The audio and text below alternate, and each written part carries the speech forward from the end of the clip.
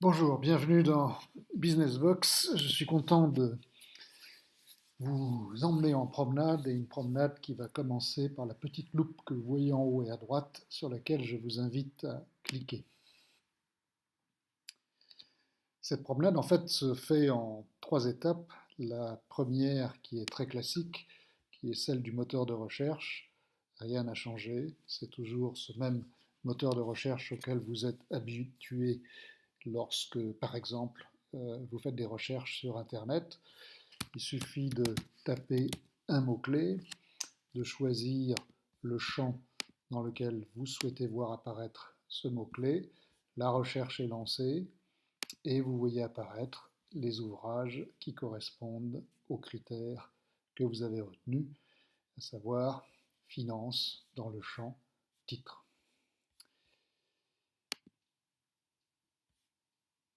Alors chercher pour trouver, je dirais souvent chercher pour ne pas trouver, parce qu'à force d'affiner ces critères de recherche, on finit par passer à côté d'ouvrages qu'on n'était pas forcément venu regarder, mais qui bien souvent sont aussi ceux qui nous intéressent.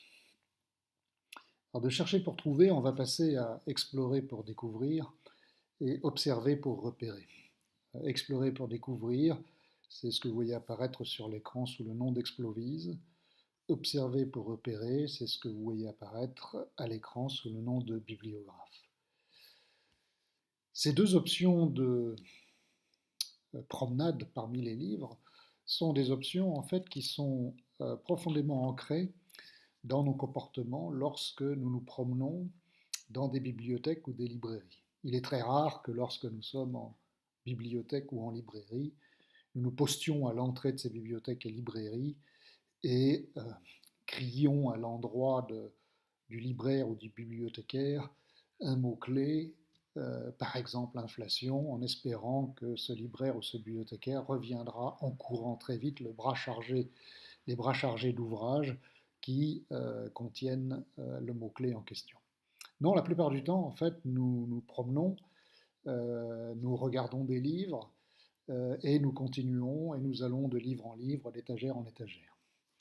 Alors Explovise reprend exactement cette thématique, mais avec un rêve qui malheureusement n'est pas possible avec le livre papier, qui est le suivant. Chaque fois que vous allez en fait saisir un livre, commencer à le regarder, vous familiariser avec, eh bien, brutalement, un peu comme dans Merlin l'Enchanteur, si vous vous souvenez, où les livres volent devant Merlin pour réintégrer son sac, eh bien, les livres vont se déplacer pour recomposer des étagères parmi lesquelles vous pourrez vous promener. Et chaque fois que vous examinerez un livre de plus près, eh bien, ce ballet des livres continuera et les livres se présenteront à vous de façon à ce que vous puissiez les explorer plus finement, parce que nous allons, derrière Explovise et derrière Bibliographe d'ailleurs aussi, faire usage des données de lecture, non seulement bien entendu vos données de lecture, mais aussi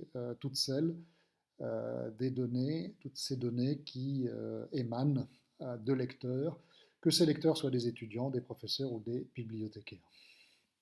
Allons-y donc pour Explovise. Vous arrivez dans Explovise, nous vous proposons un rapide menu qui vous explique que vous allez pouvoir entrer dans Explovise par une des trois rubriques qui est sur le côté, que vous allez pouvoir, une fois une rubrique choisie, cliquer sur la couverture d'un livre qui viendra s'afficher en dessous. Et à partir de là, vous pourrez déclencher le balai des livres qui viendront se réorganiser de façon à vous assurer de belles explorations et bien entendu de belles découvertes. Trois clés d'entrée. Une première clé d'entrée, le choix des experts. Alors ce choix des experts, en fait, on l'a voulu double, il sera évolutif. Le choix des experts, c'est de s'appuyer sur des noms bien connus, Clayton Christensen d'Harvard, ou plus dans le passé, le grand stratège Carl von Clausewitz, ou Brian Tracy. Donc on va s'appuyer en fait sur les ouvrages de ces gens-là pour partir en promenade. Il est possible Et il suffira pour ça de rafraîchir la page, de partir en fait de thématiques qui évolueront à travers le temps, thématiques qui sont des thématiques d'actualité et qui font l'objet d'une curation par des experts qui vous auront assemblé sur telle ou telle thématique, l'économie numérique, l'éthique des affaires, la disruption, une étagère à partir de laquelle vous pourrez d'abord examiner les choix qui vous sont proposés et ensuite déclencher d'autres étagères au fil de vos sélections. Deuxième critère, vous pouvez préférer à l'expertise des auteurs ou l'expertise des thématiques quelque chose de plus désordonné, mais tout aussi intéressant, que nous avons regroupé sous le label l'ère du temps. Alors l'ère du temps, c'est quoi? C'est tout simplement l'enregistrement régulièrement mis à jour quotidiennement des lectures. Et dans les lectures, on ne va pas s'attarder uniquement, comme on le fait traditionnellement, aux lectures qui sont les plus fréquentes. On va aussi regarder les trésors qui se cachent derrière les livres qui sont les moins lus, ceux qui sont un peu les perdants temporaires dans le grand jeu des lectures, mais qui ne sont pas déméritants pour autant. Disons simplement qu'ils n'ont pas eu la chance d'être lus cette fois-ci. Peut-être grâce à Explovis, le seront-ils un peu plus. Et puis enfin, dernière clé d'entrée, c'est une clé d'entrée personnelle. On partira de vos étagères, celles que vous avez constituées dans BusinessVox, et ce sont de ces étagères, en quelque sorte de ce port qui est le vôtre, que vous allez mettre les voiles pour aller découvrir de nouveaux livres. Alors commençons par le choix des experts. Imaginons que je sois intéressé par ce sujet très à la mode qu'on appelle la disruption. Vous voyez que pour la première fois, contrairement à ce qui se passe dans une bibliothèque, vous allez pouvoir feuilleter l'étagère. Autant avec le livre papier, on peut s'adonner au feuilletage, ce qui est un peu plus compliqué, je vous le concède, avec un livre numérique pour lequel vous devez, comme on dit en anglais, scroller. Autant ici, au lieu de se tordre le cou à essayer de distinguer les ouvrages d'une étagère d'une bibliothèque ou d'une librairie, autant là, vous allez tout simplement, d'un geste de votre touchpad, faire glisser les couvertures pour vous arrêter sur celle qui vous intéresse. Vous voyez l'intérêt d'ailleurs que pour les maisons d'édition de travailler les couvertures. Imaginons que cet ouvrage des éditions d'Athéno nous intéresse. Immédiatement, vous voyez l'ouvrage apparaître. Et un peu comme ça se passerait en librairie ou en bibliothèque, vous voyez la quatrième de couverture, c'est-à-dire en quelque sorte le hors-d'œuvre, qui vous permet d'apprécier ce qui vous attend. Si le livre vous intéresse, eh bien continuez à feuilleter la table des matières, commence à plonger à l'intérieur du livre. Et si l'envie vous en vient, eh bien décidez de lire le livre, déclenchez tout simplement sa lecture, voilà, je le fais ici, et le livre apparaît directement sous vos yeux. Finalement, on a reproduit exactement ce que vous feriez dans une librairie ou une bibliothèque, où un livre vous intéresse parce que la couverture vous a tiré l'œil, et vous commencez très gentiment, très doucement, à partir à la découverte, ici, des auteurs, des ouvrages. Donc vous voyez qu'en numérique, on peut aller finalement aussi vite que l'on fait en librairie ou bibliothèque, où on saisit un livre, on le regarde immédiatement, on le conserve ou on le repose. Alors de là, il est clair que si cet ouvrage a retenu votre attention, eh bien on va appeler cette intelligence collective, issue de toutes ces données de lecture qui façonnent quotidiennement BusinessVox, on va appeler ces données et cette intelligence collective à la rescousse en cliquant sur la couverture du livre Accélération. Et là, une nouvelle étagère se propose à vous.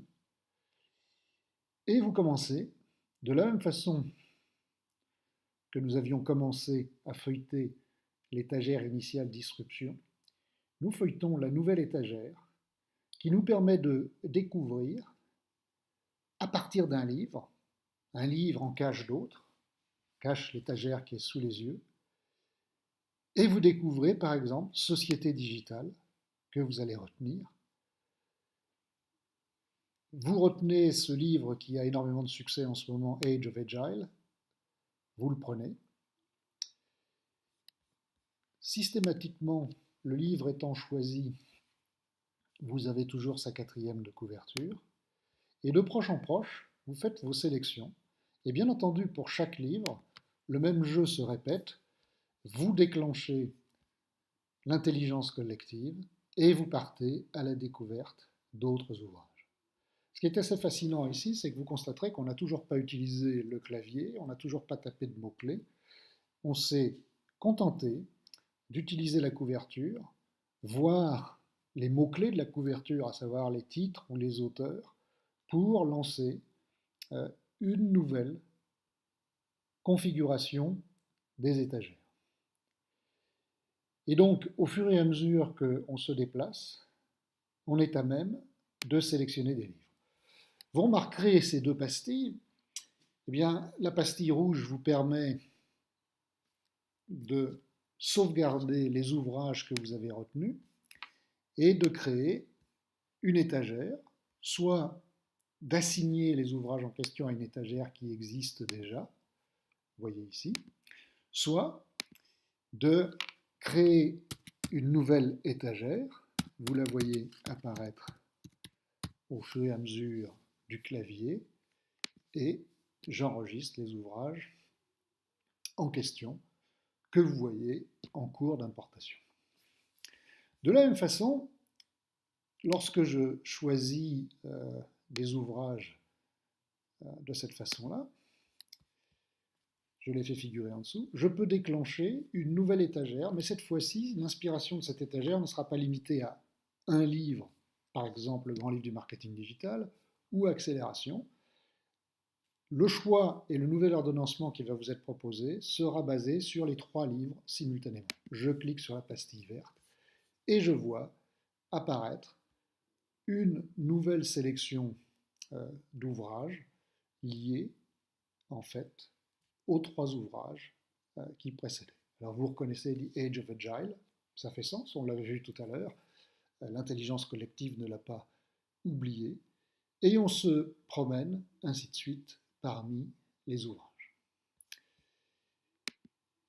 Si le choix des experts, et d'ailleurs on peut revenir à ces experts nominatifs, vous intéresse, mais non plus au sens des thématiques, mais au sens de grands noms, eh bien on va partir par exemple ici du fameux gourou de Harvard, Clayton Christensen, son fameux ouvrage Innovator's Dilemma, et on va déclencher à partir de cet ouvrage fondamental, il est là tout seul, et on va examiner où est-ce qu'il nous emmène. Et vous voyez des choses que sans doute un moteur de recherche traditionnel n'aurait pas identifiées, à savoir, eh bien, un livre sur les frères Lumière, et Dieu sait que les frères Lumière étaient de fabuleux innovateurs, l'insolite, un moteur d'innovation, la finance, en laquelle évidemment l'innovation a du mal à être financée, l'entrepreneuriat, ce qui fait énormément de sens, le management de l'innovation, les grands auteurs en management, la flexibilité stratégique. Donc à partir de Clayton Christensen, grâce à l'intelligence collective, on va découvrir de nouveaux ouvrages qu'on n'aurait pas forcément identifiés aussi facilement, mais grâce au concours de toutes ces lectures que d'autres ont fait parallèlement à nos propres lectures, on est capable de voir émerger des ouvrages qui, par exemple, comme les Frères Lumière, nous emmènent vers d'autres étagères. L'innovation Jugade, Alain Gras, les imaginaires de l'innovation technologique, Manager dans un océan d'incertitudes, le Game Changer, Introduction à la conception innovante,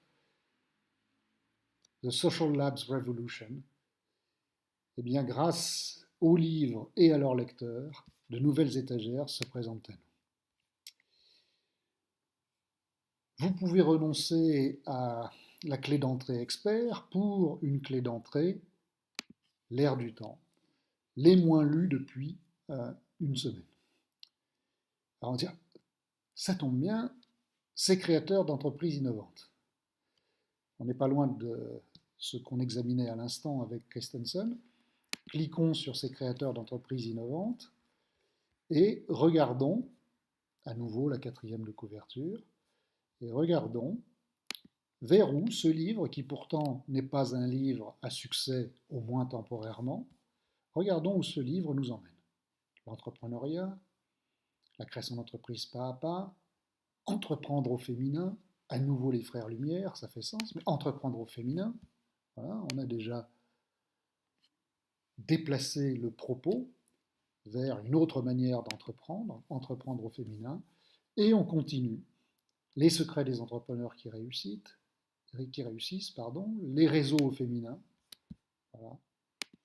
Et bien grâce à un livre qui n'était pas dans les livres les plus lus, qui par ailleurs sont bien entendu ici, vous les voyez apparaître, on a réussi une promenade qui nous a emmenés vers des livres que nous n'aurions sans doute pas trouvés autrement, puisque quand nous avons démarré la sélection sur les moins lus ou les plus lus, nous ne savions pas à quoi nous attendre.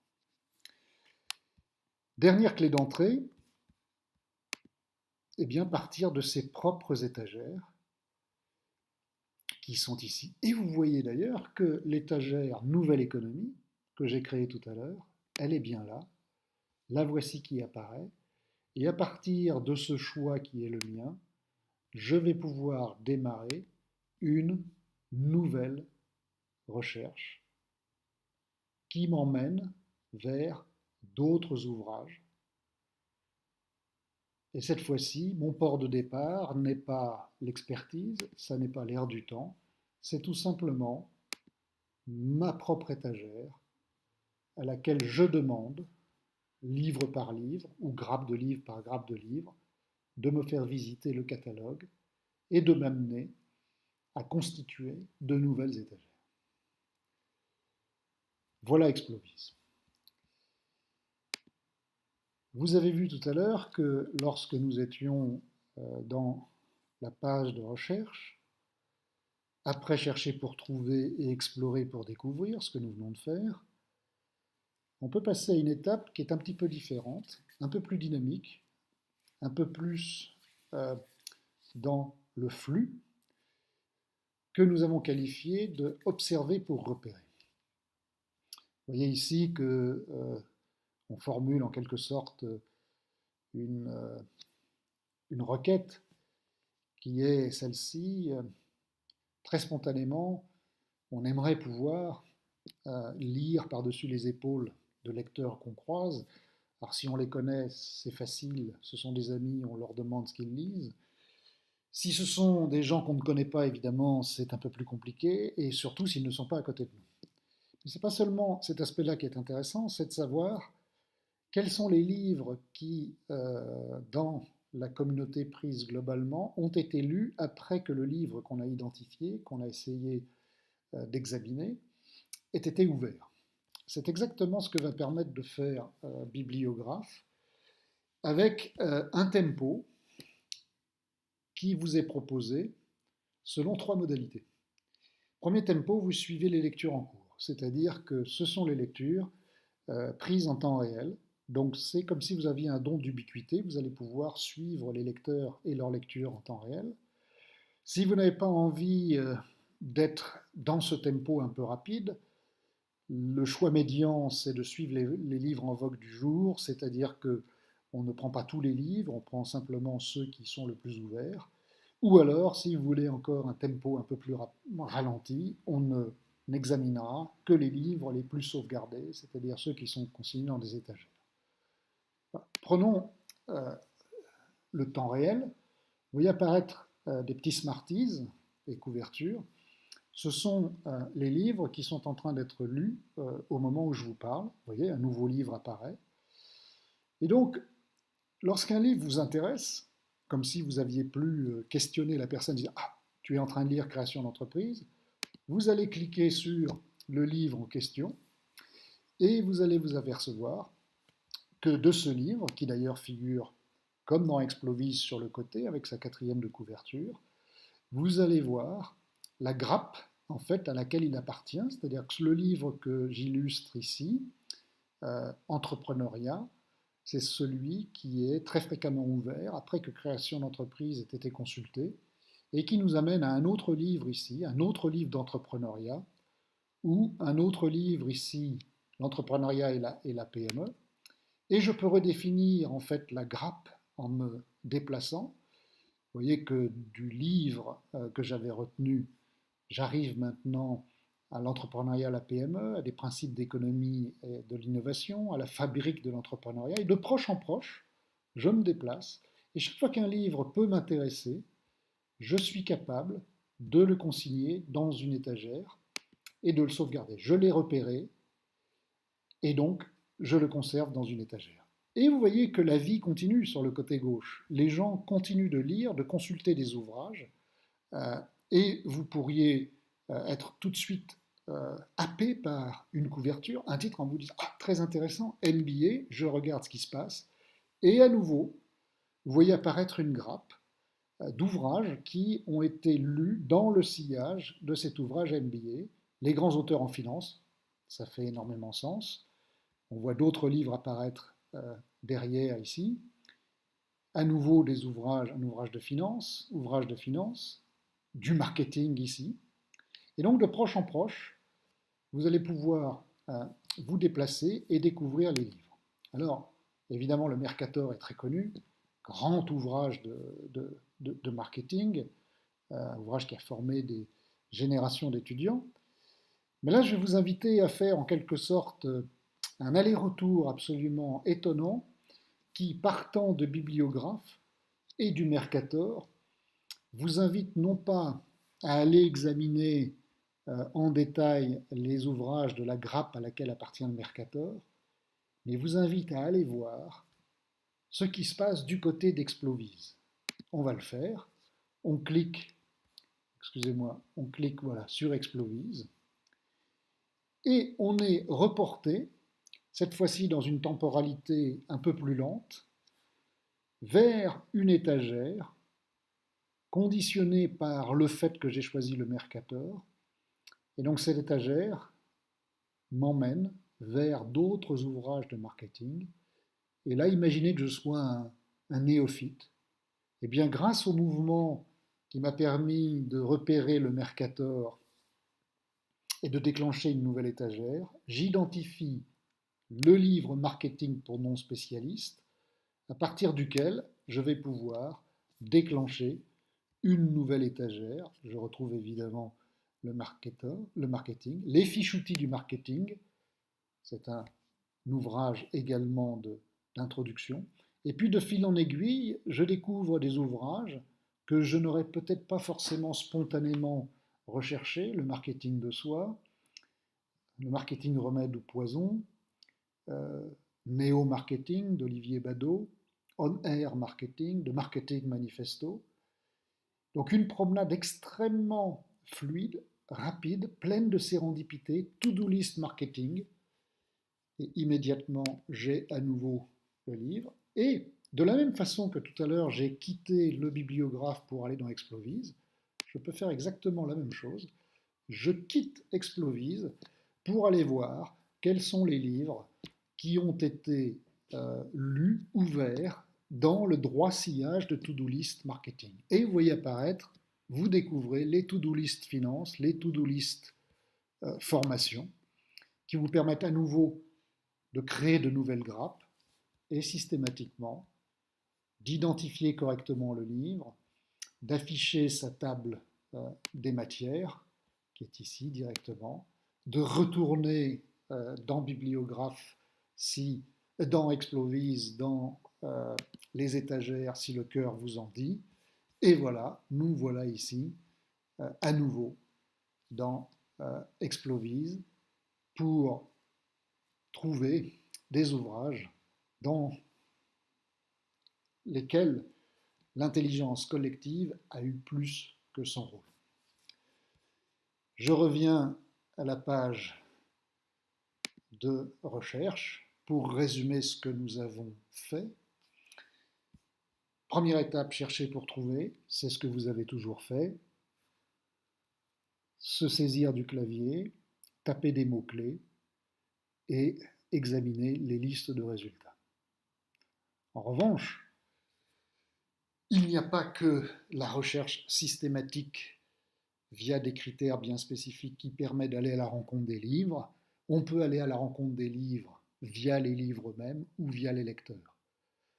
Via les livres eux-mêmes, c'est Explovise, on explore pour découvrir et on s'appuie sur ces auréoles de données qui entourent chaque livre et on les réveille de façon à les explorer pour mieux les découvrir. Ou bien on s'appuie sur les lecteurs et on s'appuie sur le comportement de lecture, le sillage des lectures pour identifier de nouveaux livres. Vous aurez remarqué, je conclurai là-dessus, que